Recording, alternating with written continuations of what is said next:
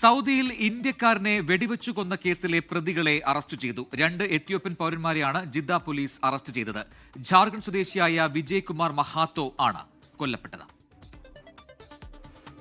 ഇന്ത്യക്കാരൻ കൊല്ലപ്പെട്ട കേസിൽ 2 എത്യോപ്യൻ പൗരന്മാരെ ജിദ്ദ പോലീസ് അറസ്റ്റ് ചെയ്തതായി സൗദി ആഭ്യന്തര മന്ത്രാലയമാണ് അറിയിച്ചത്.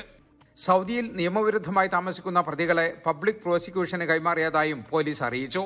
ഒക്ടോബർ 16 ജിദ്ദയിൽ വെച്ചാണ് ജാർഖണ്ഡിലെ ഗിരിധി ജില്ലയിൽ നിന്നുള്ള വിജയ് കുമാർ മഹാത്തോയ്ക്ക് വെടിയേൽക്കുന്നത്. ചികിത്സയിലിരിക്കെ ഒക്ടോബർ 24 ആശുപത്രിയിൽ വെച്ച് മരിച്ചു. ടവർ ലൈൻ ഫിറ്ററായി ജോലി ചെയ്യുകയായിരുന്ന വിജയ് കുമാറിന് 27 വയസ്സായിരുന്നു പ്രായം. ലഹരി വസ്തുക്കൾ വാങ്ങുന്നതുമായി ബന്ധപ്പെട്ട സാമ്പത്തിക തർക്കമാണ് കൊലപാതകത്തിന് കാരണമെന്നാണ് റിപ്പോർട്ട്. ജിദ്ദയിലെ ഒറ്റപ്പെട്ട മലമ്പ്രദേശത്ത് വെച്ചായിരുന്നു ഇടപാട് നടന്നതും വെടിവെപ്പ് നടന്നതും. ജിദ്ദയിലെ ക്രിമിനൽ കോടതിയാണ് കേസ് പരിഗണിക്കുന്നത്.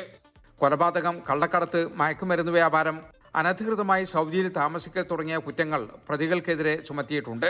കൊല്ലപ്പെട്ട വിജയകുമാറിന്റെ മൃതദേഹം നാട്ടിലെത്തിക്കാനുള്ള ശ്രമങ്ങൾ പുരോഗമിക്കുകയാണ്. ജലീൽ കണമകലം, 24 ജിദ്ദ. ലോകത്തെവിടെയായാലും ഏത് സമയത്തും 24 വാർത്തകളും ഓഗ്മെന്റഡ് റിയാലിറ്റി പാക്കേജുകളും എക്സ്പ്ലെയിനറുകളും വിശദമായി കാണാൻ ഞങ്ങളുടെ യൂട്യൂബ് ചാനൽ നിങ്ങൾക്ക് സബ്സ്ക്രൈബ് ചെയ്യാം.